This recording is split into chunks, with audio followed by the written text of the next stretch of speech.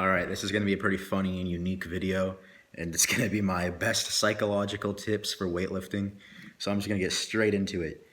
The number one thing all successful weightlifters share is that they got into weightlifting because of something bad in their life, something negative in their life that happened to them, or just it's tied to negativity. You'd like to say you got into weightlifting for good goals, to feel good about yourself, all these things. But all weightlifters who are honest with themselves, the most successful ones, most of them will all say they started because of something very negative. So what does this mean? It means that the importance of anger is huge. You need to feed off of negative emotions to be successful in weightlifting.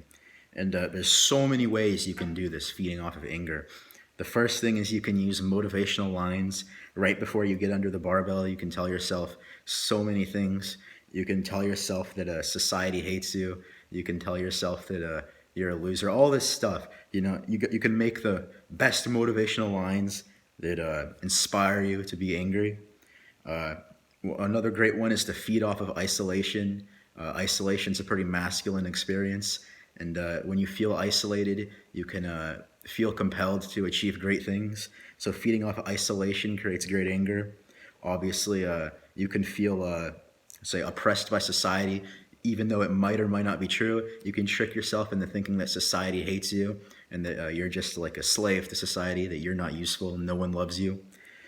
Another great thing is heartbreak. Heartbreak does a great job of creating anger and motivation for the gym.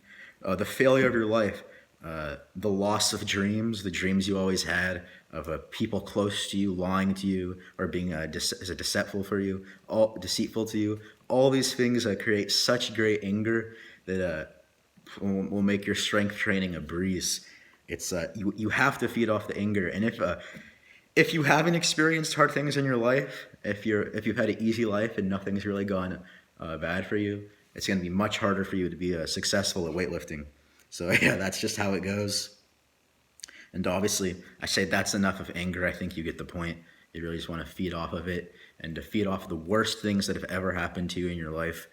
The worst things, and you just want to really remind yourself of it right before you're about to get into the hardest part of your workout.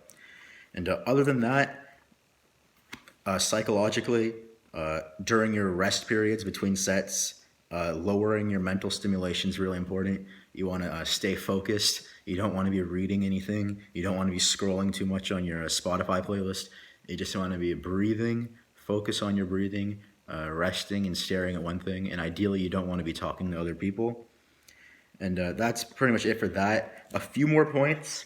I found that having irrational confidence really helps, especially for extremely high percentages of 90 and up, PRing, squatting, deadlifting. Having irrational confidence that you're going to destroy your set really helps a lot. And also another interesting concept I found was that visualizations can really help. But this really helps if you already have great form on your exercise. What the visualizations do is right before you start your set, you want to imagine you just finishing your set. So let's say you're going to do an overhead press. Instead of imagining how hard the sets are going to be, right before you unrack the bar, you want to imagine you holding the bar at the top, super happy, triumphant in victory.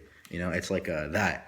If you visualize just your success right before you start and you don't imagine all the hard work that's going to go into it in the next 10 seconds, I found that can really help your mind. So yeah, that's a very interesting list of psychological tips for weightlifting.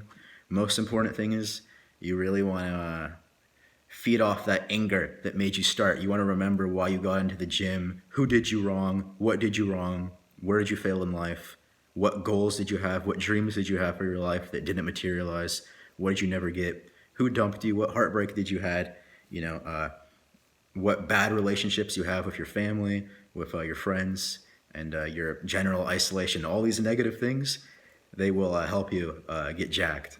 Nice.